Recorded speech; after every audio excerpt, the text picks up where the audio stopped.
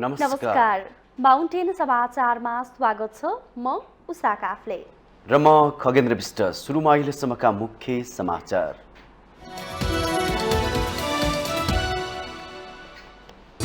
सनातन कालदेखि धार्मिक रूपले महत्त्वपूर्ण मानिने श्री स्वस्तानी व्रत आजबाट सुरु। स्वस्तानी व्रत बस्नाले स्वर्गलोकको उत्तराधिकारी बन्न सकिन्छ भन्ने जनविश्वास।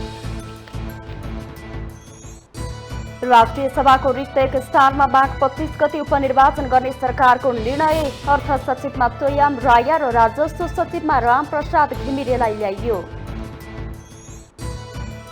सत्ता गठबन्धनले सरकारको न्यूनतम साझा कार्यक्रमलाई शुक्रबार पूर्णता दिने। अर्थतन्त्र उकास्ने कार्यक्रम ल्याउन सत्ता समर्थित दलका नेताहरूको सुझाव। वाम एकताको लागि नेकपा एकीकृत समाजवादीले बनायो 4 सदस्यीय कार्यदल। कार्यदलले वामपन्थीहरूसँग छलफल गरी निष्कर्ष निकाल्ने प्रवक्ता खतिवड़ाको भनाई। गृहमन्त्री लामिछाने विरुद्ध सर्वोच्चमा परेको रिट खारिज योग्य रहेको निर्वाचन आयोग र प्रतिनिधि सभा सचिवालयको ठहर। छानबिन भइरहेको व्यक्ति नै मन्त्री बन्नु नैतिक प्रश्न। चीनबाट हुने यात्रामाथि युरोपेली देशहरूले थप नियन्त्रण गर्दै। चीनमा कोभिडको नयाँ भेरिएन्ट देखिएको प्रमाण नपाइएको WHO को भनाई। र काठमाडौँमा जारी T20 लिग क्रिकेटको विवाद बुझ्न ICC को टोली नेपालमा। अम्पायर खेलाडी र राखेपा सदस्य सचिव घिसिङसँग भेट।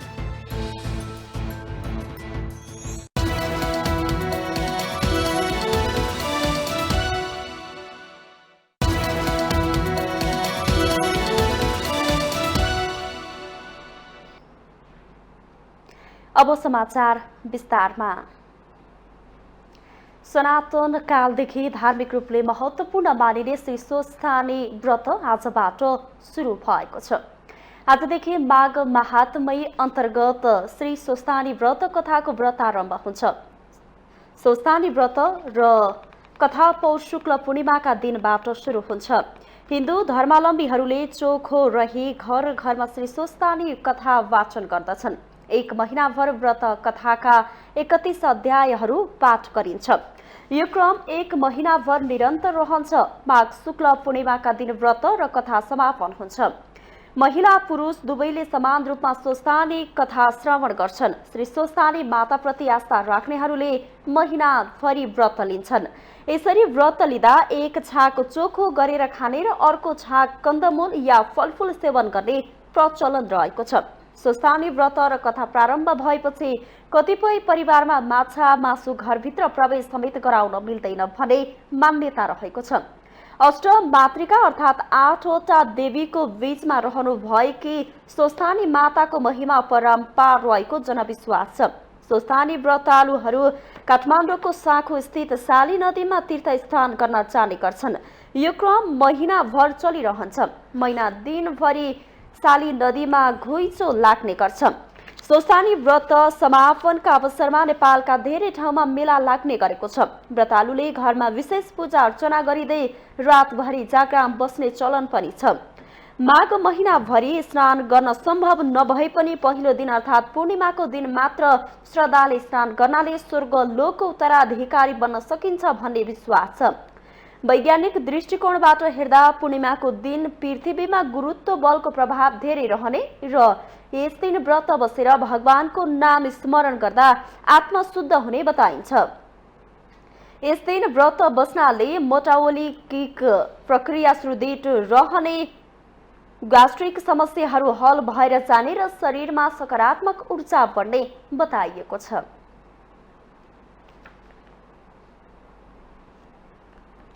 मन्त्री परिषदको बैठकले राष्ट्रिय सभाको रिक्त स्थानमा माघ 25 गते निर्वाचन गर्ने निर्णय गरेको छ।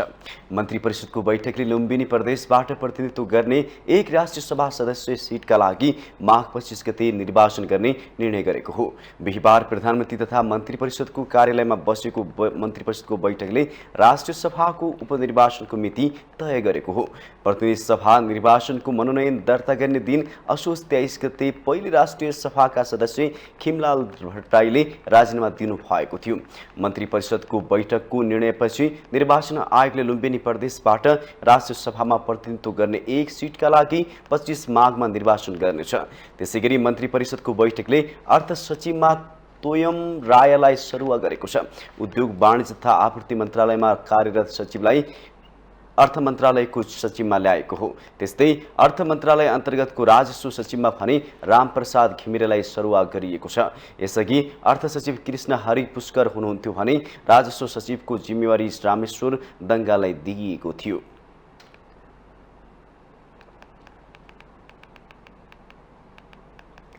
सत्तारूढ गठबन्धनले सरकारको न्यूनतम साझा कार्यक्रम निर्माणको काम शुक्रबारसम्ममा सक्ने जनाएको छ। बिहिबार सञ्चारकर्मीहरूसँग कुराकानी गर्दै कार्यदल संयोजक विष्णु पौडेलले साझा कार्यक्रमको ड्राफ्ट तयार भइसकेको जानकारी दिनुभयो। उहाँले सरकारमा सहभागी हुने विभिन्न राजनैतिक दलहरूको सुझावलाई समेट्दै ड्राफ्ट तयार भएको बताउनुभयो। गठित गर्दै एउटा चाहिँ साझा एउटा ड्राफ्ट चाहिँ हामीले तयार गरेका छौँ। त्यो ड्राफ्टमा चाहिँ दहर छलफल गर्दै त्यसलाई अन्तिम रूप दिन्छौँ र त्यसलाई हामीहरू प्रस्तुत गर्छौँ। आज नै हामी टुङ्ग्याउने तयारीमा थियौँ। ड्राफ्ट सकिसकेको छ, त्यसमा छलफल गरेर टुङ्गो लगाउने कुरा थियो। आज खास गरिकन माननीय वर्षमान पुन्ज्यू अलिकति अस्वस्थ भएर उहाँ चाहिँ बैठकमा आउन सक्नु भएन। त्यसले गर्दा आजको बैठकलाई हामी भोलि 11 बजेको निम्ति सारेका छौँ। कार्यदलको बैठक आज शुक्रबार बस्दैछ।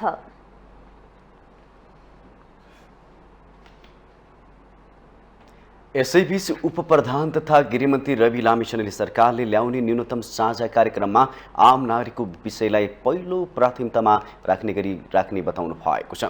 बिहिबार मन्त्री परिषदको बैठकपछि सञ्चारकर्मीहरूसँग कुरा गर्दै सरकारले ल्याउने साझा कार्यक्रममा आम नागरिकको विषयलाई पहिलो प्राथमिकतामा राखिने उहाँको भनाइ थियो। अहिलेको सरकार जनमतको आधारमा बनेको भन्दै गृहमन्त्री लामिछानेले स्वास्थ्य क्षेत्रको सुधार, सेवा प्रवाहलाई चुस्त बनाउने र युवा स्वरोजगार सहित विभिन्न नीतिगत कार्यक्रम समेटिने दावी गर्नुभयो। जनतालाई सहज बनाउने तथा भ्रष्टाचार नियन्त्रण गर्ने साझा एजेन्डामा कुनै पनि दलको विमति नभएको उहाँको भनाइ थियो। सरकारमा रहेका पार्टीहरू विचार र सिद्धान्तभन्दा पर गएर न्यूनतम साझा कार्यक्रम मार्फत अघि बढ्ने भन्दै गृहमन्त्री लामिछानेले नागरिकको विषयमा विवाद भए राजनीतिक दल हुन नसक्ने धारणा राख्नुभयो। आम नागरिकले दिएका छन्, त्यो मत अनुसारको सरकार बनेको हुनाले न्यूनतम साझा कार्यक्रममा ती मतहरू हामी केका लागि सरकारमा जोडिएका छौँ। हाम्रा राजनीतिक आस्थाहरू फरक छन्, हाम्रा विश्वासहरू फरक छन्, हाम्रा आदर्श सिद्धान्तहरूमा कहीँ कतै कसैको मिल्ला कसैको नमिल्ला अलग अलग छौँ। तर त्यसका बावजुद पनि अहिलेको सरकार भनेको आम नागरिकलाई सेवा दिनको निमित्त र न्यूनतम ती साझा कार्यक्रमहरूमा एकरूपता कायम गरेर यी काम गर्नका लागि कम्तीमा पनि यति काम चाहिँ नागरिकलाई दिन सकिन्छ भनेर एउटा सहमति गर्न सक्ने, सहकार्य गर्न सक्ने र एकै ठाउँमा उभिन सक्ने भावनाको भएको हुनाले पनि यो विचार सिद्धान्तभन्दा अलिकति पर गएर न्यूनतम साझा कार्यक्रममा ती चिजहरू समावेश गरौँ जसले आम नागरिकलाई प्रत्यक्ष सरोकार राख्छ। उहाँले भ्रष्टाचार निवारण गर्न विषयमा सबै दलहरू सहमत रहेको जिकिर गर्नुभयो।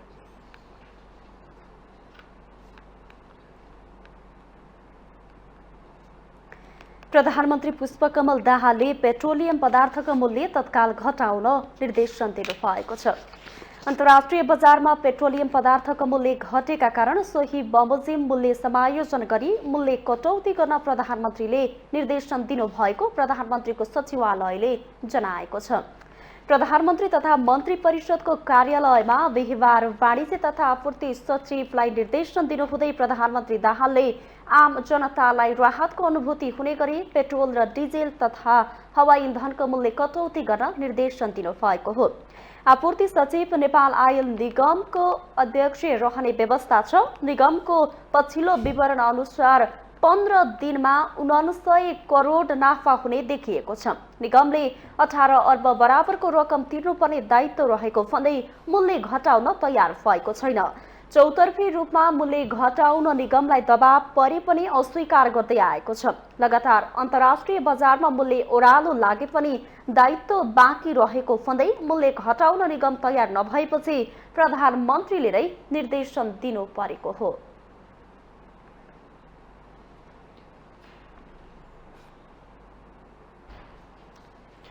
सत्तारूढ गठबन्धनले देशको आर्थिक अवस्थालाई सुधार गर्ने विषयलाई जोड दिएर सरकारको न्यूनतम साझा कार्यक्रम ल्याउने तयारी गरेको छ।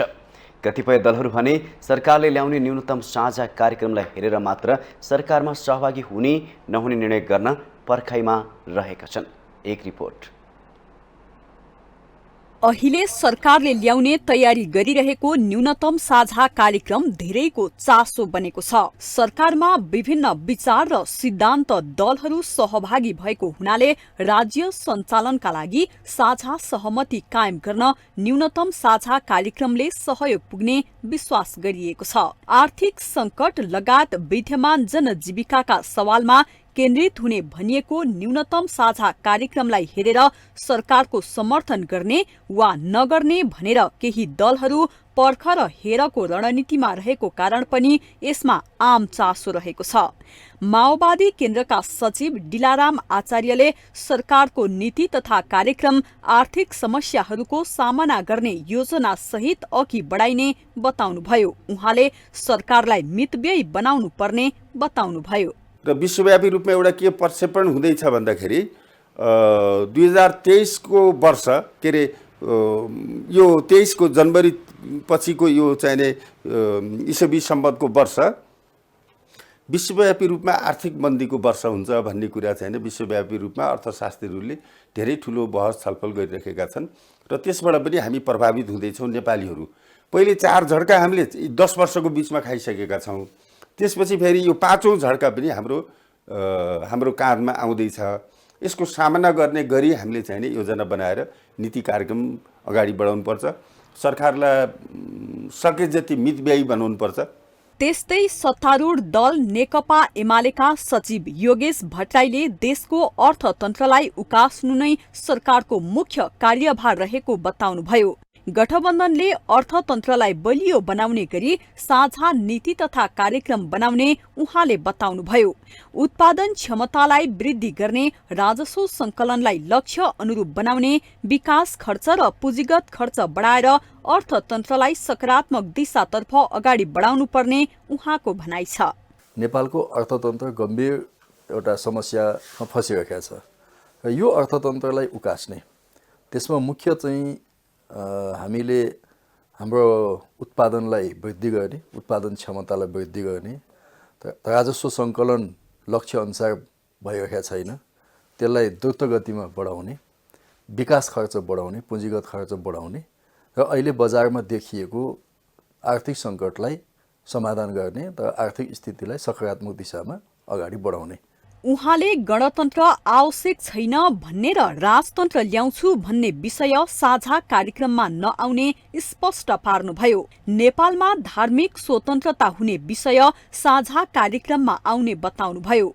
जनता समाजवादी पार्टी नेपालले सरकारलाई विश्वासको मत दिने भए पनि सरकारमा सामेल हुन भने शर्त तेर्स्याएको छ। जसपाले सरकारमा जानका लागि संवैधानिक पदहरूमा पनि भागबण्डा मागेको छ। उसले राष्ट्रपतिदेखि प्रदेश सभाको उपसभामुखसम्म दलहरूका बीचमा भागबण्डा हुन लागेको भन्दै आफूहरूको भागमा पनि संवैधानिक पद परेमा सरकारमा सहभागी हुने स्पष्ट पारेको छ। सम्माननीय प्रधानमन्त्री प्रचण्डजीलाई समर्थन गरेर राष्ट्रपतिजी कहाँ सूचित गरेकै हो। यो अवस्थामा अब सो सरकारमा सामेलीको पनि बाटो खुल्ला छ। तर सरकारमा सामेली हुँदा त हामी हतार गर्दैनौँ नि। हो, सरकारमा सामेली हुँदा हामीले 2टा शर्त अगाडि तेर्स्याएका छौँ। ती भनेका सरकारको नीति तथा कार्यक्रम जनता समाजवादी पार्टीले सामिप्यता देख्नु पर्यो। हाम्रा पार्टीका मूल सिद्धान्त उद्देश्यहरू त्यसमा देखिनु पर्यो। दोस्रो भनेको सत्ता समीकरण अथवा शक्ति सन्तुलन भनौँ। ती शक्ति सन्तुलनको बारेमा मैले निवेदन गरिसकेँ। राष्ट्रपतिदेखि प्रदेश सभाको उपसभामुखसम्म नै मन्त्री परिषदका सदस्य पनि भइहाले। यसरी शक्ति सन्तुलन यो 2टा चिजमा चित्त बुझ्यो भने हामी सरकारमा सामेल हुने हो। अन्यथा जसपा सरकारमा सामेल हुन न त आतुर छ न त आवश्यकता छ। जसपाले संवैधानिक पदहरूको भागबण्डाको अलावा सरकारको न्यूनतम साझा कार्यक्रमलाई पनि कुर्ने भएको छ। संघीय समावेशिता, अल्पसंख्यक समुदायको हित, नागरिकता समस्याको दीर्घकालीन समाधान, संविधान संशोधन, निर्वाचन प्रणालीमा व्यापक फेरबदल, शासकीय स्वरूप लगायतका विषय न्यूनतम साझा कार्यक्रममा समावेश हुनुपर्ने भनिरहेको छ।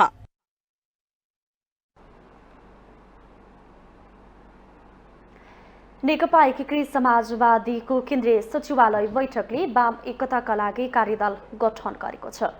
बिहिबार पार्टीको केन्द्रीय कार्यालय आलोकनगरमा बसेको पार्टीको केन्द्रीय 45औं सचिवालयको बैठकले महासचिव बेदुराम भुसालको संयोजकत्वमा 4 सदस्यीय वाम एकता सम्बन्धी कार्यदल गठन गरेको हो। कार्यदलमा भुसाल सहित गंगालाल तुलाधार, प्रकाश ज्वाला र विजय पौडेल रहेको पार्टी प्रवक्ता एवं उपमहासचिव जगन्नाथ खतिवड़ाले बताउनुभयो। कार्यदलले वामपन्थीहरूसँग छलफल र परामर्श गर्ने र वाम एकताका लागि व्यक्ति तथा संस्थालाई जोड्ने काम गर्ने बताउनुभयो। सुरुवात गर्ने भनेर हामीले एउटा निर्णय गरेका थियौँ, प्रस्ताव पारित गरेका थियौँ। आज हामीले यसै विषयमा व्यापक छलफल गरेका छौँ र निर्णय गरेका छौँ। विगतमा हामीले बनाएको एउटा कमिटी थियो जसले 4-5 वटा कम्युनिस्ट पार्टीहरूलाई हाम्रो पार्टीभित्र समावेश गरेको थियो। उपमहासचिव खतिवड़ाले सत्ता गठबन्धनले आफूलाई औपचारिक रूपमा सरकारलाई समर्थनका लागि प्रस्ताव नै नगरेको जानकारी दिनुभयो।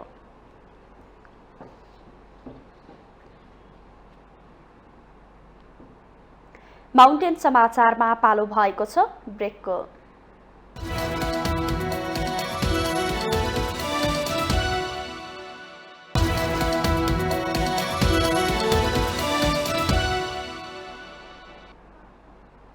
ब्रेकपछि स्वागत छ। अब बाँकी समाचार। नागरिकता विवादमा उपप्रधान तथा गृहमन्त्री रवि लामिछानेमाथि छानबिन भइरहेको जिल्ला प्रशासन कार्यालय काठमाडौँले सर्वोच्च अदालतलाई पठाएको पत्रमा भनिएको छ। तर रोचक यो छ कि पत्र पठाउने कार्यालय रविले सम्हालेको मन्त्रालय अन्तर्गत नै पर्दछ। नागरिकता जस्तो संवेदनशील विषयमा छानबिन भइरहँदा रवि लामिछानेलाई उपप्रधान तथा गृहमन्त्री बनाएर नैतिक प्रश्नहरू उठेका छन्। एक रिपोर्ट। चुनावमा नाटकीय सफलता हासिल गरेपछि राष्ट्रिय स्वतन्त्र पार्टीका अध्यक्ष रवि लामिछाने हौसिए। उनको महत्वाकांक्षा बढ्दा ठूला दलको सत्ता संघर्षको फाइदा उठाउँदै उपप्रधान सहित गृहमन्त्रीको दाबी गरेर बाजी मारे। उनको नागरिकता सम्बन्धी उजुरी उप नेपाल प्रहरी सहित जिल्ला प्रशासन कार्यालयले छानबिन गरिरहेको थियो। तर जुन निकायमा आफूमाथि छानबिन भइरहेको छ त्यही निकाय सम्हाल्ने मन्त्रालयमा उनी मन्त्री बन्न पुगे। यो आफैमा विरोधाभासपूर्ण छ। यसले नेपाली राजनीतिमा नैतिकताको प्रश्न फेरि उठाएको छ। कुनै बेला अरूलाई नैतिकता सिकाउँदै बोल्ने रवि अहिले आफै राजनीतिक नैतिकता बिर्सिएर पदमा विराजमान छन्। आफू विरुद्धको उजुरी ओझेलमा पार्न सस्तो लोकप्रियता बटुल्न माथत बाहिरको निकायमा दौडिरहेका छन्। रविमाथि नागरिकता विवादमा छानबिन भइरहेको जवाब सर्वोच्च अदालतमा जिल्ला प्रशासन कार्यालयका प्रमुख घनश्याम उपाध्यायले पौष 18 गते पत्रमा पठाएका छन्। यसअघि मङ्सिर 12 गते रविको नागरिकता सम्बन्धी उजुरी बारे आवश्यक कारबाही गर्न गृह मन्त्रालय नागरिकता तथा राष्ट्रिय परिचय व्यवस्थापन शाखा सिंहदरबारले पत्र पठाएको थियो। युवराज पौडेलले सर्वोच्च अदालतमा रविको नागरिकता बारे ऋण दायर गरेपछि अदालतले त्यसबारे के भएको हो भने जिल्ला प्रशासन कार्यालय काठमाडौँमा पत्र पठाएको थियो। प्रतिनिधि सभा सचिवालय निर्वाचन आयोगले समेत लामिछाने सांसद हुन अयोग्य रहेको जिकिर गर्दै परेको रिट खारेज गर्न माग गरेका छन्। अदालतको पत्रले रविको नागरिकता सम्बन्धी विवादको विषय थामथुम नहुने देखिएको छ। नेपालमै जन्मिएर नेपाली नागरिकता लिएका रविले विगतमा अमेरिकी नागरिक बनेर नेपाली नागरिकता त्यागेका थिए। तर उनले पुनः अमेरिकी नागरिकता त्यागेर नेपाली नागरिकता पुनः सक्रिय गराएको दावी गरे पनि प्रक्रिया पूरा नभएको बताइन्छ। एकपटक नागरिकता नै त्यागेर विदेशी नागरिक भइसकेको व्यक्ति पुनः फर्किएर नेपालको उपप्रधान तथा गृहमन्त्री जस्तो संवेदनशील मन्त्रालयको जिम्मेवारी सम्हालेको नेपालको इतिहासको पहिलो घटना हो। विदेशी नागरिकले नेपाली नागरिकता पाउन निकै जटिल कानून छ। तर नेपाली नागरिकता त्यागेर विदेशी नागरिक भइसकेका रविले पुनः नेपाली नागरिकतामा फर्किएको भनेकै भरमा नेपाली राजनीतिमा छलाङ मार्नुले कस्तो नजिर बस्ने हो चासो बढेको छ। माउन्टेन टेलिभिजन एसटीका लागि नवराज पौडेलको रिपोर्ट। चुनावमा नाटकीय सफलता हासिल गरेपछि राष्ट्रिय स्वतन्त्र बिहिबार 4वटा प्रदेशका प्रदेश प्रमुखहरूले सरकार गठनमा दाबी गर्न आह्वान गरेका छन्। बागमती, कर्णाली, लुम्बिनी र गण्डकी प्रदेशमा सरकार गठनको लागि प्रदेश प्रमुखको कार्यालयले आह्वान गरेको छ। केन्द्रमै शक्ति बाँडफाँड नटुङ्गिएको बेला प्रदेशमा सरकार गठनका लागि दावी पेश गर्न फनिदा दलहरूलाई छोटो समयमै सहमति खोज्नुपर्ने दबाव बढेको छ। एक रिपोर्ट। बागमती प्रदेश प्रमुख यादव चन्द्र शर्माले यही पुस 25 गते अपराह्न 4 बजेभित्र सरकार गठनका लागि दावी गर्न आह्वान गर्नुभएको छ। 110 सदस्य रहेको बागमती प्रदेश सभामा सबैभन्दा ठूलो दल नेपाली कंग्रेसको 37 जना, एमालेका 27 जना, माओवादी केन्द्रका 21 जना, रापरपाका 13, नेकपा एकीकृत समाजवादीका 7, नेमकिपाका 3 जना र हाम्रो नेपाली पार्टीका 2 जना सांसद छन्। सरकार गठनका लागि 56 जना सांसदको समर्थन चाहिन्छ। पछिल्लो चर्चा अनुसार बागमती प्रदेशमा नेकपा एमाले, माओवादी केन्द्र र रापरपा सहितको सरकार गठनको तयारी भइरहेको छ। मुख्यमन्त्रीमा तीनै दलका संसदीय दलका नेताहरू, एमालेका जगन्नाथ थपलिया, माओवादी केन्द्रका शालिग्राम जमर कटेल र रापरपाका उद्धव थापाले दावी गरिरहेका छन्। कर्णालीमा पनि 7 दिनभित्र सरकार गठन गर्न आह्वान गरिएको छ। बिहिबार प्रदेश प्रमुख तिलक परियारले पुस 27 गते अपराह्न 5 बजेसम्म मुख्यमन्त्री नियुक्तिका लागि आह्वान गर्नुभएको हो।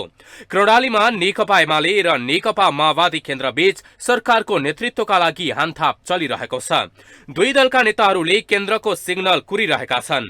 अहिलेसम्म कसको नेतृत्वमा सरकार गठन हुने भन्ने कुरा केन्द्रबाट नआएकाले प्रदेशमा अन्यल भएको छ। यहाँ कांग्रेसका 14, माओवादीका 13, एमालेका 10, रापरपा, एकीकृत समाजवादीको 1 र 1 जना स्वतन्त्र सांसद रहेका छन्। 40 संसदीय प्रदेश सभामा सरकार गठनका लागि 21 सीट आवश्यक पर्दछ। एमाले, माओवादी र रापरपाको गरी 24 सीट हुन्छ। त्यसैगरी लुम्बिनी प्रदेशमा पुस 27 गतेभित्र मुख्यमन्त्रीमा दावी पेश गर्न आह्वान भएको छ। प्रदेश प्रमुख अमित शेरचनले बिहिबार प्रेस विज्ञप्ति जारी गर्दै पुस 27 गते दिउँसो 4 बजेभित्र मुख्यमन्त्रीमा दावी पेश गर्न दलहरूलाई आग्रह गर्नुभएको हो। यो सँगै अब लुम्बिनीमा सत्तासीन दल नेकपा एमालेकी लीला गिरी र नेकपा माओवादी केन्द्रका जोक बहादुर महरा मध्य मुख्यमन्त्री को हुने भन्ने चासोको विषय बनेको छ। मुख्यमन्त्रीमा एमाले र माओवादीको दावी छ। लुम्बिनी प्रदेश सभामा कुल 87 सदस्य रहेका छन्। बहुमत पुर्याउन 44 सांसद चाहिन्छ। यहाँ सत्ता गठबन्धन दलहरू एमालेका 29, माओवादी केन्द्रका 10, रापरपा र नागरिक उन्मुक्ति पार्टीका 4 जना, जसपा र जनमत पार्टीका 3 जना सांसद रहेका छन्। यो गठबन्धनको 52 जना सांसद छन्, जुन सरकार गठनका लागि पर्याप्त हो। बिहिबार नै गण्डकी प्रदेशमा पनि सरकार गठनका लागि आह्वान गरिएको छ। प्रदेश प्रमुख पृथ्वीमान गुरुङले 5 दिनको समय दिएर प्रदेश सरकार गठनका लागि आह्वान गर्नुभएको हो। मुख्यमन्त्री दावी गर्न पुस 25 गते दिउँसो 4 बजेको समय दिइएको छ। गण्डकी प्रदेश सभामा 60 जना सांसद छन्। सरकार बनाउन बहुमतका लागि 31 जना सांसदको समर्थन चाहिन्छ। केन्द्रमा गठबन्धन भए अनुसार नेकपा एमाले र नेकपा माओवादी केन्द्र लगायत मिलेर नयाँ सरकार बनाउने सम्भावना छ। माउन्टेन टेलिभिजनका लागि नवराज पौडेलको रिपोर्ट। प्रतिनिधि सभामा सबैभन्दा ठूलो दल भएर पनि नेपाली कांग्रेस प्रतिपक्षमा छ। यसको समीक्षा कांग्रेसभित्र फरक गुटहरूले गर्दै आइरहेका छन्।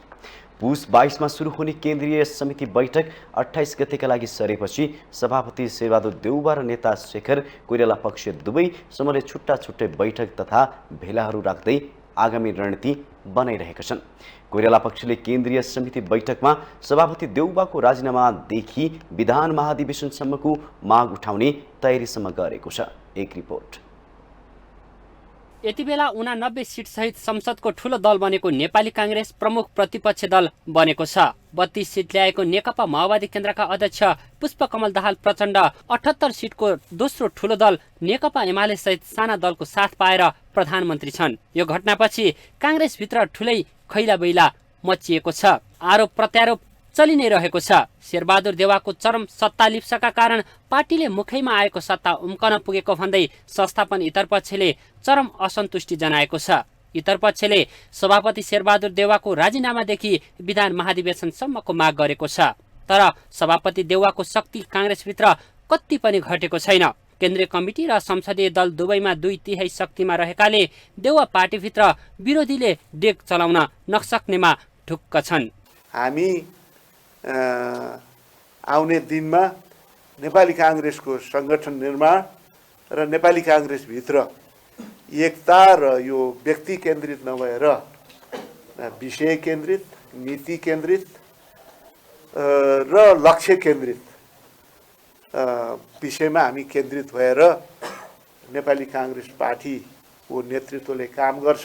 2046 सालको परिवर्तनपछि देउवा शक्तिशाली बन्दै गए। राजनीतिमा उतार चढाव आए पनि उनी 5 पटक देशको प्रधानमन्त्री बन्न सके। मुखैमा आएको सत्ता गुमाउनु परेपछि भने देउवाले अफजसको भारी बोक्नुपर्ने बाध्यता आइलागेको छ। सत्ता र शक्तिको प्रतिस्पर्धामा जित्दा नेताहरूबीच जस लिन तछाड मछाड चल्ने गरे पनि संस्थापन पक्षका नेताहरू चुपचाप देखिन्छन् र सशक्त रूपमा प्रतिपक्षको भूमिका निर्वाह गर्ने भन्दै आइरहेका छन्। पार्टी सभापतिका को हिसाबले र पार्टीको मूल नेतृत्व गरेको हिसाबले र गठबन्धनको नेतृत्व गरेका हिसाबले गठबन्धन भत्किनु र बन्नुमा नै उहाँको त यस कारण काङ्ग्रेस पार्टीलाई कति फाइदा र बेफाइदा भयो भन्ने कुरा त त्यसको फाइदा र बेफाइदाको त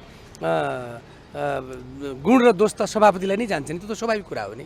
गठबन्धन टुटेको विषयलाई लिएर आरोप प्रत्यारोप गरिरहेका काङ्ग्रेसका नेताहरू पुस 22 गते बस्ने काङ्ग्रेस केन्द्रीय समितिको बैठक बोलाइएको थियो, तर उक्त बैठक सरेर पुस 28 गते पुगेको छ। सुरुदेखि हिस्ट्री हेर्नु भने अध्यक्षात्मक प्रणालीबाट चलेको संस्था हो, यहाँ सामूहिक नेतृत्व भन्ने छैन। र अहिलेको अवस्था हेर्नुहुन्छ भने नेपाली काङ्ग्रेसको महामन्त्रीहरू विद्यार्थी सङ्गठनको महामन्त्री जस्तो देखिन्छन् र सभापतिको उनीहरूमाथि व्यवहार पनि त्यही देखिन्छ र उहाँको प्रचण्ड बहुमत छ। त्यसकारणले यसमा त सिधा क्लियर छ कि यसको सबभन्दा ठुलो दोष चाहिँ सभापतिको हो। तर यो परिस्थितिको आकलन गर्न नसक्ने, सभापतिलाई चाहिँ सही सल्लाह दिन नसक्ने, उहाँको नजिक रहेका उहाँलाई निर्णय प्रक्रियामा प्रभाव पार्ने व्यक्तिहरू त्योभन्दा बढी दोषी छन्। संसदीय दलको चुनावको मत परिणाममा होस् या सातै प्रदेशको संसदीय दलको नेतामा देउवा निकट नै वर्चस्व देउवा पार्टीभित्र थप शक्तिशाली नै देखिन्छन्। यस्तो अवस्थामा देउवाको राजीनामादेखि विधान महाधिवेशनसम्मको मागलाई संस्थापन इतर पक्षको रणनीतिमै सीमित हुने देखिन्छ। माउन्टेन टेलिभिजन एचडीका लागि क्यामेरामा दीपक भट्टका साथमा बटुकराज गिरीको रिपोर्ट। प्रधानमन्त्री तथा मन्त्री परिषदको कार्यालयले प्रधानमन्त्री निवास बालुवाटार लगायतका स्थानमा कार्यरत नेपाल प्रहरीका 35 जना सवारी चालकलाई साबिकका स्थानमा कामकाजको व्यवस्था मिलाउन गृह मन्त्रालयलाई निर्देशन दिएको छ। यसअघि गृह मन्त्रालयले पुस 12 गते विशिष्ट व्यक्तिहरूको सुरक्षा व्यवस्थापन कार्यविधि 2077 विपरीत व्यक्तिगत सुरक्षाकर्मी सहयोगी राखेको भए 48 घण्टाभित्रमा फिर्ता गर्न निर्देशन दिएको थियो। प्रधानमन्त्री तथा मन्त्री परिषद कार्यालयका प्रशासन शाखाका शाखा अधिकृत झविनन्द्र प्रसाद पाण्डेले गृह मन्त्रालयलाई पठाएको पत्रमा प्रधानमन्त्री कार्यालयका साथै प्रधानमन्त्री सचिवालय व्यवस्थापन शाखा प्रधानमन्त्री निवास बालुवाटारमा कार्यरत सवारी चालकहरूलाई अर्को व्यवस्था नआएसम्मका लागि निरन्तर रूपमा कामकाज गर्ने गरी हटाउन निर्देशन दिएको छ। त्यस्ता सवारी चालकहरूको नामावली नै गृह मन्त्रालयमा पठाइएको छ। गृह मन्त्रालयको निर्देशनपछि 221 जना सुरक्षाकर्मी 48 घण्टाभित्रमा फिर्ता भएका थिए। नेपाल प्रहरीका 103 र सशस्त्र प्रहरीका 118 जना सुरक्षाकर्मी फिर्ता भएका थिए।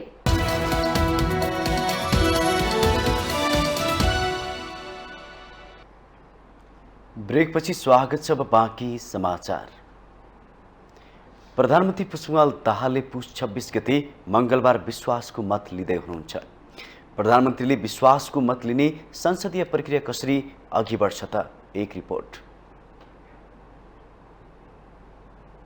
प्रधानमन्त्री कार्यालयले विश्वासको मत लिने सूचना संसद सचिवालयलाई दिइसकेको छ।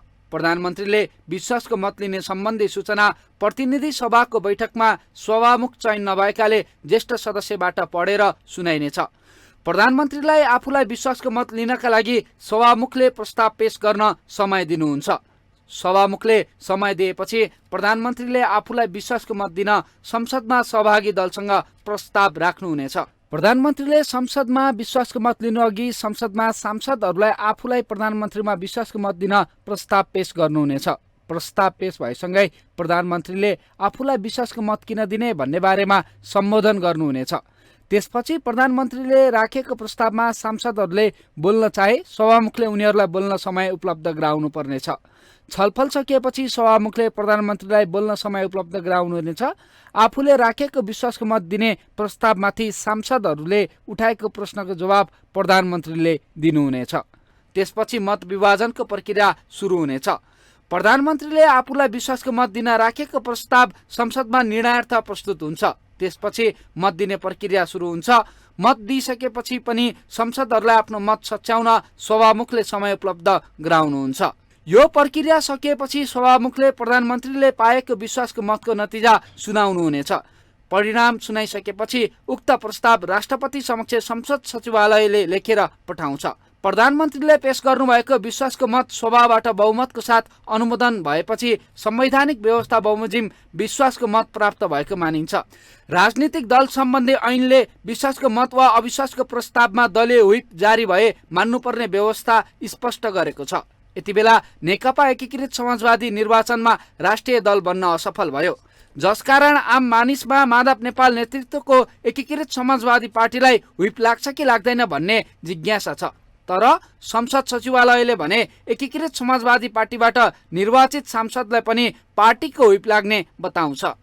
प्रस्तावमाथि छलफल समाप्त भएर सभामुख सम्मानित प्रधानमन्त्रीले जवाफ पनि दिइसकेपछि त्यो प्रस्तावलाई निर्णयार्थ प्रस्तुत गरिन्छ।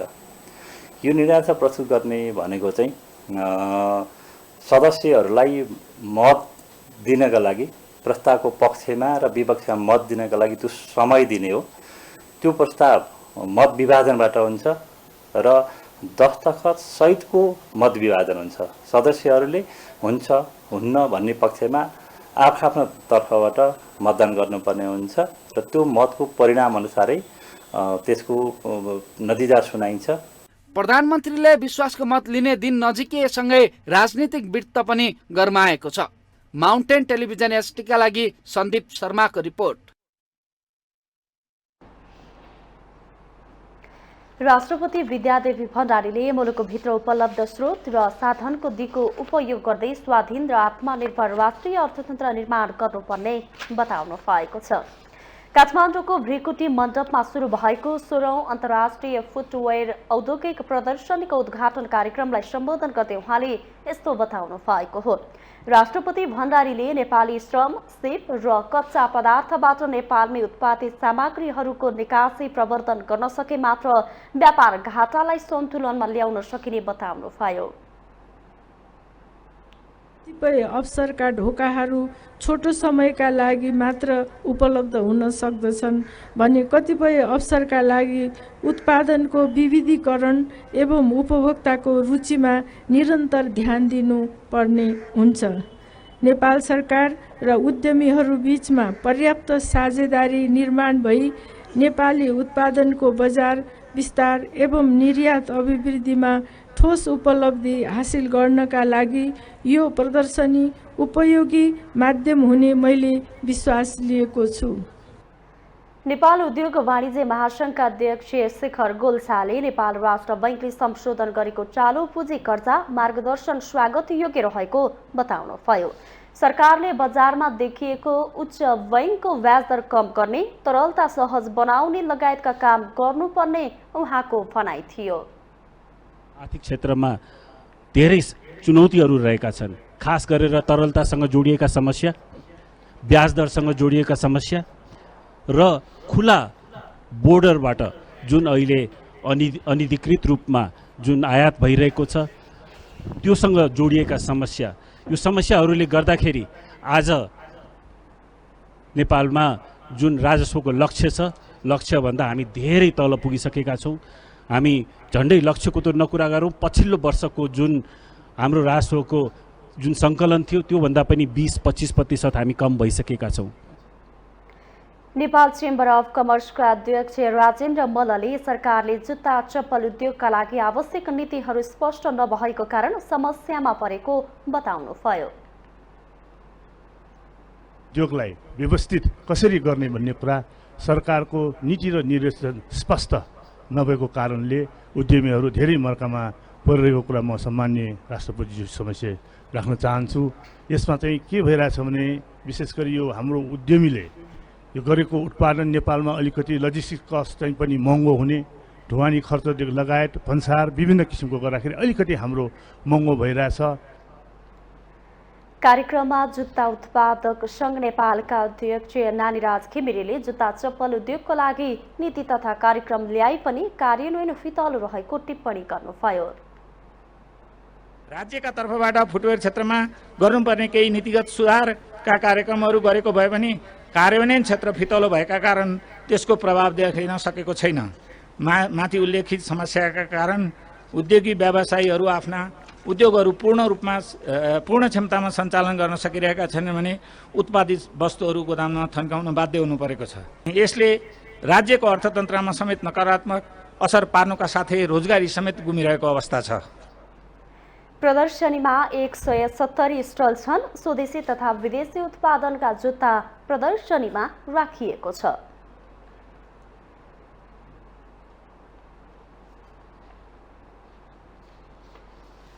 नेपाल विज्ञापन संघका अध्यक्ष सोम धितालले विज्ञापन बोर्डलाई स्वायत्त निकाय बनाउन माग गर्नु भएको छ। बिहिबार काठमाडौँमा आयोजित विज्ञापन बोर्डको कार्यक्षेत्र र विज्ञापन एजेन्सीको भूमिका विषयक अन्तर्क्रियामा उहाँले यस्तो बताउनु भएको हो। अध्यक्ष धितालले विज्ञापन सम्बन्धी सानातिना टिप्पणी लिएर मन्त्रालय धाउनुपर्ने व्यवस्थाको अन्त्य गर्न पनि आग्रह गर्नुभयो। व्यवसायलाई नियमन गर्ने, परिष्कृत गर्ने र उन्नत स्तरको विज्ञापन क्षेत्र बनाउन बोर्डले आवश्यक भूमिका खेल्नुपर्ने उहाँको भनाइ थियो। सानो सानो टिप्पणी लिएर मन्त्रालयले धाउनुपर्ने अवस्थाको अन्त्य गरिदिनुहोस्, केही बजेटको व्यवस्था गरिदिनुहोस्। विज्ञापन बोर्डका कार्यकारी अध्यक्षले भन्नुहुन्छ हामीसँग बजेट छैन। विज्ञापन व्यवसायलाई नियमन गर्ने, विज्ञापन क्षेत्रको बढोत्तरी गर्ने, विज्ञापन व्यवसायलाई पुरस्कृत परिमार्जन गर्ने र पूर्वाधार तयार गरेर हामी व्यवसायीहरूसँग काँधमा काँध मिलाउनुपर्छ। म यो आग्रह गर्न चाहन्छु र मन्त्रालयले त्यसको सहजीकरणको लागि पनि म आग्रह गर्न चाहन्छु। सञ्चार तथा सूचना प्रविधि मन्त्रालयका सचिव डाक्टर वैकुण्ठ अर्यालले विज्ञापन बोर्ड स्वायत्त संस्था भएकाले उसको निर्णयमा सरकारले कुनै पनि हस्तक्षेप नगरेको भन्दै बोर्डलाई स्वतन्त्र छैन भनेर दुष्प्रचार नगर्न आग्रह गर्नुभयो। विज्ञापन क्षेत्रमा रहेका सबैले एउटै धारणा बनाएर जान सके विज्ञापन व्यवसाय अझ बढी व्यवस्थित हुने उहाँको विश्वास थियो। एकताबद्ध नभएको हेर्न चाहन्छ त्यो चाहिँ होइन। सरकारलाई त एउटा संस्थासँग डिल गर्नुभयो त सजिलो त नि, एउटालाई चित्त बुझाए पुगेको। धेरैवटा भएपछि त धेरैवटासँग डिल गर्नुपर्ने हो। त अहिले तपाईँहरू दुईवटा हुनुहुन्छ, दुईवटासम्म भने गर्न सकेला भनेपछि 10वटासँग भयो त कता गर्नु कता गर्ने। एउटालाई चित्त बुझाएको कुरो अर्कोलाई चित्त बुझ्दैन अर्कोलाई। त्यसैले हामीलाई त सकेसम्म तपाईँहरू एकताबद्ध हुनुभयो भनेदेखि त्यो सहज लाग्छ र दुइटै हुँदाखेरि पनि दुईटाको समान धारणा बन्यो र अनि त्यसपछि सरकार र यहाँहरूको समान धारणा बन्यो भनेदेखि त सहज भइहाल्छ। विज्ञापन बोर्डका अध्यक्ष लक्ष्मण हुमागाईले बजार विस्तार बिना विज्ञापन व्यवसाय चल्न नसक्ने बताउनु भयो। सञ्चार माध्यमको संख्या अनुपातमा विज्ञापन बजार नरहेको भन्दै यसको विस्तारबारे सबैले सोच्न जरुरी रहेको उहाँको भनाइ थियो। अध्यक्ष हुमागाईले विज्ञापन बोर्डले विज्ञापन व्यवसायलाई कसरी मर्यादित, स्वच्छ र पारदर्शी बनाउने भन्ने एउटा मात्रै उद्देश्य लिएको जिकिर गर्नुभयो। विज्ञापन बोर्ड स्वायत्त निकाय भएकाले स्वायत्तता छैन भन्न नमिल्ने उहाँको तर्क थियो। दुईवटा परिभाषामा हेऱ्यो भने निजी क्षेत्रबाट 5 जनाले प्रतिनिधित्व गर्नुभएको छ हाम्रो बोर्डमा। सरकारको तर्फबाट 3वटा मन्त्रालयका 3 जना प्रतिनिधिहरू, सञ्चार, उद्योग र गृहको प्रतिनिधि सहसचिवहरूले प्रतिनिधित्व गर्नुभएको छ र विज्ञापन बोर्डको अध्यक्षको नियुक्ति प्रतिस्पर्धाको आधारमा हुने व्यवस्था छ र त्यसमा म अहिले फेरि म पनि निजी क्षेत्रबाटै आएको भन्नुपर्छ। अध्यक्ष हुमागाईले विज्ञापन ऐनमा अपुग भएका कुराहरूलाई राष्ट्रिय नीति मार्फत समेटेर अघि बढ्ने निर्णय बोर्डबाट भइसकेको र त्यसका लागि बोर्डले तयारी गरेको जानकारी दिनुभयो।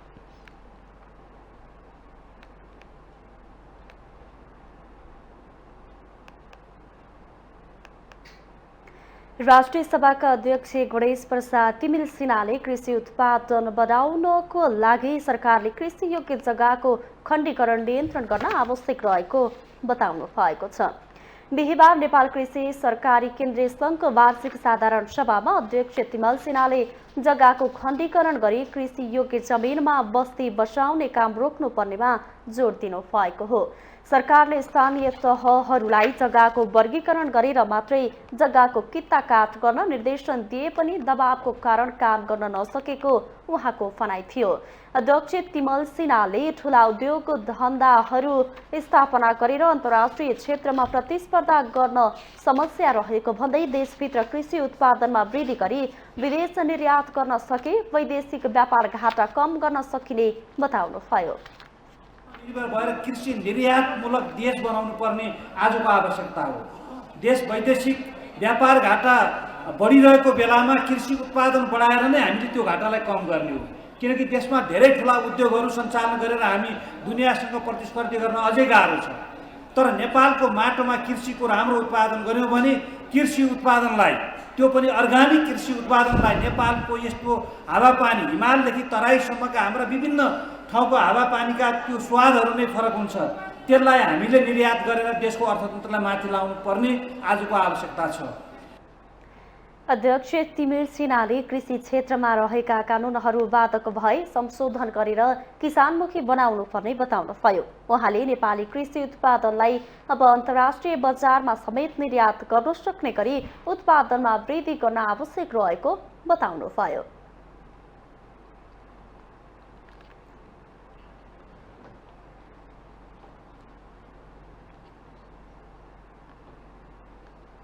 हामीसँग आर्थिक अन्तर्राष्ट्रिय र खेल समाचार बाँकी नै छन्। माउन्टेन समाचारमा पालो भएको छ ब्रेकको।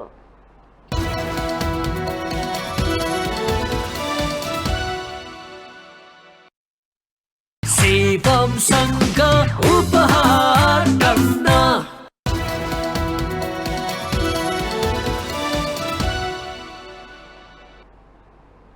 ब्रेकपछि स्वागत छ। पालो आर्थिक समाचारको। आर्थिक समाचारको साथमा जगदम्बा सुपर साइन तथा ग्याल्बा प्लस जीवनभरको भरोसा। प्रस्तुत छ रिद्धि सिद्धि सिमेन्ट गुणस्तरको नयाँ स्तर।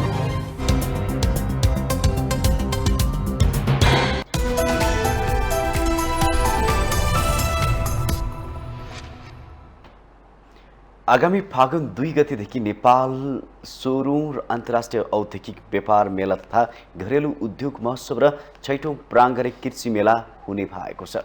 स्वदेशी उत्पादनको प्रवर्धन गर्ने उद्देश्यले नेपाल खरिद तथा साना उद्योग महासङ्घले प्रदर्शनी आयोजना गर्न लागेको हो। प्रदर्शनीले मुलुकभरका झण्डै 6 लाखभन्दा बढी लघु घरेलु तथा साना उद्योगहरू र कृषि व्यवसायमा संलग्न उद्यमीहरूलाई समेट्ने महासङ्घले जनाएको छ। युवा पुस्ता यस्ता उद्योगप्रति आकर्षित हुन नसकेको बेला प्रदर्शनीले महत्त्वपूर्ण भूमिका खेल्ने आयोजकको विश्वास छ। 25वटा स्टल हामी लिन पाउँछौँ भन्ने किसिमको हामी कहाँ प्रतिबद्धता आएको छ र हामीले त्यस्तो खण्डमा पनि उहाँहरूलाई पनि हामी समावेश गर्छौँ। 200वटा स्टल हामीले राख्छौँ र 200 स्टलमा हामीले सबभन्दा बढी महिला दिदीबहिनीहरूले उत्पादन गरेका वस्तुलाई हामीले अहिले महिला बालबालिका तथा ज्येष्ठ मन्त्रालयको सहकार्यमा उहाँहरूलाई निःशुल्क हामी उपलब्ध गराउँछौँ। मेलामा भारत, पाकिस्तान, बङ्गलादेशसँगै चिनिया व्यवसायीको पनि सहभागिता रहने बताइएको छ। 200वटा स्टल राखिने प्रदर्शनीमा 2 लाखभन्दा बढी अवलोकनकर्ताहरूले अवलोकन गर्दा 7 करोड बढीको कारोबार हुने महासङ्घको अनुमान छ। अर्गानिक एसोसिएसन सङ्घको सहकार्यमा कृषिका अर्गानिक उत्पादनहरूको छुट्टै पेभिलियन मार्फत प्रदर्शनी गरिनेछ। पाइरहेको अवस्था छ त्यो चाहिँ हाम्रो Kanchenjunga T estate and research centre चाहिँ नेपालको पहिलो अर्गानिक उत्पादन गर्ने संस्था हो र त्यही संस्थाले यो प्राङ्गारिक कृषि मेला चाहिँ सुरु गरेको हो। वस्तुहरू चाहिँ नितान्त अर्गानिक सर्टिफाई भएका लेबल हालेका उत्पादनहरू पनि यहाँहरूले देख्न हेर्न र उपभोग गर्न पाउनुहुन्छ भने पेस्टिसाइड फ्री तर सर्टिफाई नभएका नेचरली ग्रो भएका उत्पादनहरू पनि यहाँहरूले चाहिँ देख्न सक्नुहुनेछ। महासङ्घले हरेक वर्ष आयोजना गर्दै आएको प्रदर्शनी कोरोना महामारीले विगत 3 वर्षदेखि रोकिएको थियो।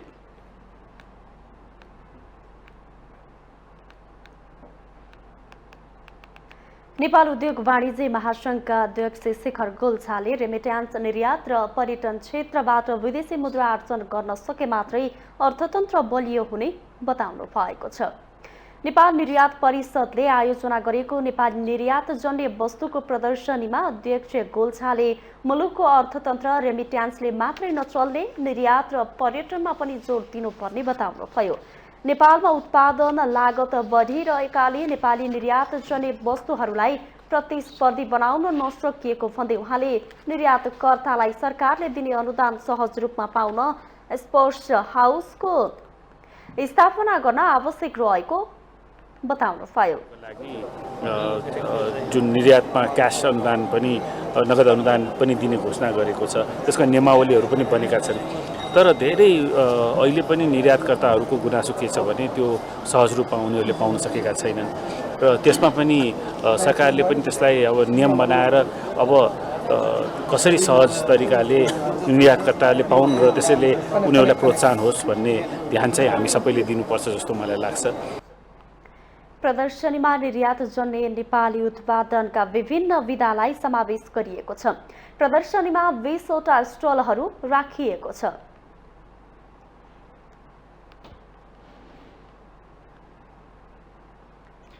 इलेक्ट्रोनिक्स ब्रान्ड सामसुङले वासिङ मेसिनमा प्रयोग हुने डिजिटल इन्भर्टर मोटर र फ्रिजमा प्रयोग हुने डिजिटल इन्भर्टर कम्प्रेसरमा पहिलो पटक 20 वर्षको वारेन्टी प्रदान गरेको छ।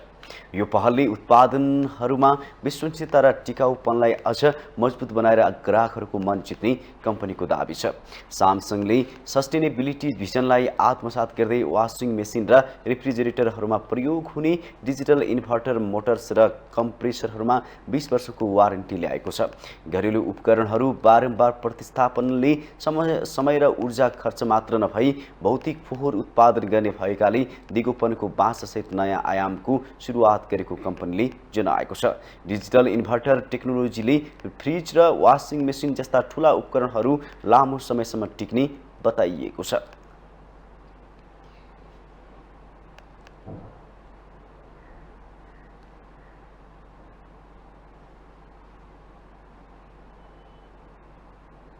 अब पालो अन्तर्राष्ट्रिय समाचारको।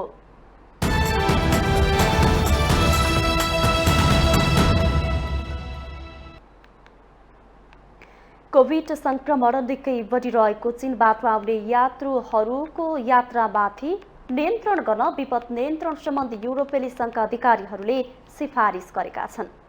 चीनबाट प्रस्थान गर्नुअघि कोभिड परीक्षण गराइएको नेगेटिभ रिपोर्ट पेश गर्नुपर्ने, आगमनका बेला पनि आक्कल झुक्कल परीक्षण गराउनुपर्ने र उडान अवधिमा मास्क लगाउनुपर्ने लगायतका व्यवस्था निर्देशिकामा समेटिएको छ। हवाई यात्राका क्रममा प्रयोग भएको पानीमा पनि भाइरसबारे परीक्षण गर्न विज्ञहरूको सुझाव छ। यो अभ्यास जर्मनी स्थित फ्र्याङ्कफर्ट विमानस्थलको हालै सुरु गरिएको छ। युरोपेली संघका बहुमत सदस्य राष्ट्रहरू यात्रामा प्रतिबन्ध लगाउने पक्षमा रहेको कुरा युरोपेली आयोगले बताएको भोलिपल्ट पछिल्लो सिफारिस आएको हो। कोभिड शून्य नीति हटाउने योजना अन्तर्गत आइतबारदेखि चीनबाट र चीनमा गरिने यात्रा सहज पारिएको छ। चीनले अहिले व्यापक स्तरमा कोरोना भाइरस संक्रमणको सामना गरिरहेको छ। बिरामीको चापले अस्पतालहरूमाथि र शवहरूको चापले शवगृहमाथि दबाव परेका विवरण आएका छन्। युरोपेली संघमा आबद्ध फ्रान्स, स्पेन र इटलीले यसअघि नै चीनबाट आउने यात्रुहरूको हकमा कोभिड परीक्षणको नियम लागू गरिसकेका छन्। यसैबीच विश्व स्वास्थ्य संगठन WHO ले चीनमा कोभिडको नयाँ भेरिएन्ट देखिएको प्रमाण नआएको जनाएको छ। बेजिङले गत डिसेम्बर यता कोभिडबाट जम्मा 22 जनाको ज्यान गएको पुष्टि गरेको छ, जुन विवरण विश्लेषकहरूको तथ्याङ्कसँग मेल खाँदैन।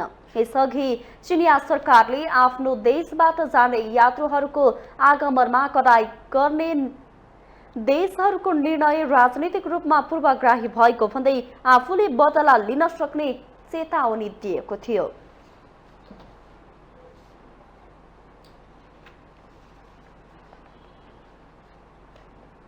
अब पालो खेल समाचारको।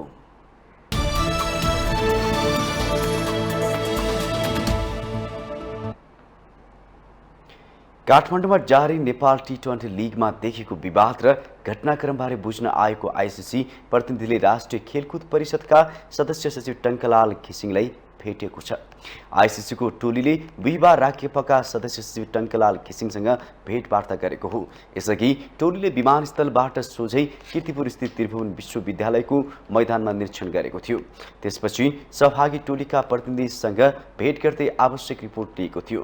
टोलीले प्रतियोगिताको एन्टी करप्सन युनिट, अम्पायर र खेलाडीसँग भेट गरेको थियो। यस्तै क्रिकेट प्रतियोगिताबारे छानबिन गरेको नेपाल प्रहरीको केन्द्रीय अनुसन्धान ब्युरो CIB-सँग पनि भेटघाट गरेको ज्ञान स्रोतले जनाएको छ। जारी प्रतियोगितामा खेल मिलोमतरक स्पट फिक्सिङको गतिविधि भएको चर्चा सञ्चार माध्यममा आएपछि आइसिसीले 2 सदस्यीय टोलीलाई नेपाल पठाएको थियो। विवाद तहमा आएपछि राख्यपाले बुधबार सत्य तथा छानबिन गरी 15 दिनभित्र परिषद समक्ष प्रतिवेदन बुझाउन परिषदको कार्यकारी समितिका सदस्य एकेन्द्र बहादुर कुँवरको संयोजकत्वमा 5 सदस्यीय छानबिन कार्यदल गठन गरेको छ। छानबिन समिति बनाएको जानकारी गराएपछि आइसिसी प्रतिनिधि सहयोग गर्न तयार रहेको राखेपा स्रोतले जानकारी दिएको छ।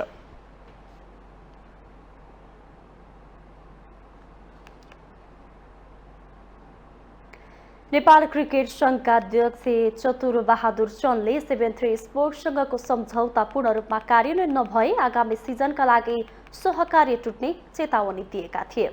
नेपाल T20 लिगको व्यापारिक तथा रणनीतिक साझेदार भारतीय कम्पनी 7-3 स्पोर्ट्ससँगको सम्झौता नेपाल क्रिकेट संघसँग अक्षरशः पालना नभए रद्द गर्ने उनको चेतावनी छ। अध्यक्ष चन्दले साझेदार कम्पनी प्रतियोगिताको दौरान पैसा लिनका लागि भारत पुगेको र सम्झौता अनुसार क्यानलाई रकम उपलब्ध नगराए आगामी सिजनबाट सम्झौता हुने उनको भनाइ छ। भनेको पैसाको मात्रै, अरू कुरा तपाईले देखिरहनु भएको छ।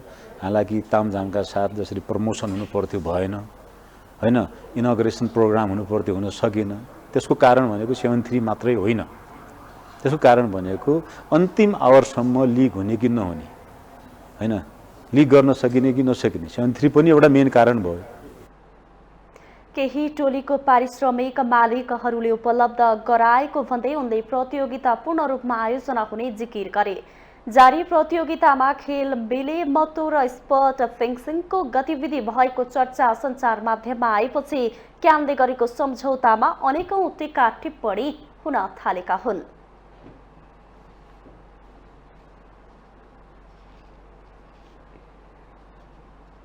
माउन्टेन समाचारमा पालो भएको छ अर्को ब्रेकको।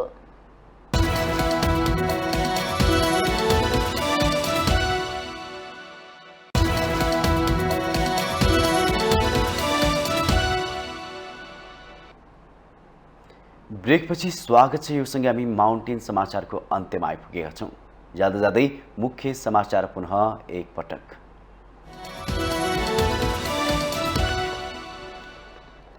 सनातन कालदेखि धार्मिक रूपले महत्त्वपूर्ण मान्ने श्री स्वस्तानी व्रत आजबाट सुरु। स्वस्तानी व्रत बस्नाले स्वर्गलोकको उत्तराधिकारी बन्न सकिन्छ भन्ने जनविश्वास। राष्ट्रिय सभाको रिक्त एक स्थानमा माघ 25 गते उपनिर्वाचन गर्ने सरकारको निर्णय। अर्थ सचिवमा तोयम राया र राजस्व सचिवमा रामप्रसाद घिमिरेलाई ल्याइयो। सत्ता गठबन्धनले सरकारको न्यूनतम साझा कार्यक्रमलाई शुक्रबार पूर्णता दिने, अर्थतन्त्र उखास्ने कार्यक्रम ल्याउन सत्ता समर्थित दलका नेताहरूको सुझाव। वाम एकताको लागि नेकपा एकीकृत समाजवादीले बनायो 4 सदस्यीय कार्यदल। कार्यदलले वामपन्थीहरूसँग छलफल गरी निष्कर्ष निकाल्ने प्रवक्ता खतिवड़ाको भनाई। गृहमन्त्री लामिछाने विरुद्ध सर्वोच्चमा परेको रिट खारिज योग्य रहेको निर्वाचन आयोग र प्रतिनिधि सभा सचिवालयको ठहर। छानबिन भइरहेको व्यक्ति नै मन्त्री बन्नु नैतिक प्रश्न।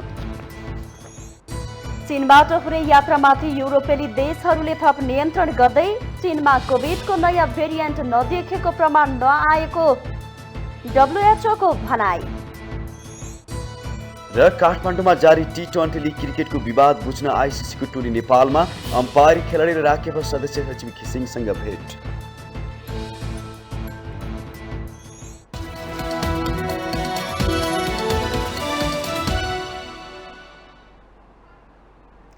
माउन्टेन समाचार अहिलेलाई सकियो। सत्य, तथ्य र निष्पक्ष समाचारका लागि माउन्टेन टेलिभिजन HD हेर्दै रहनुहोला। नमस्कार।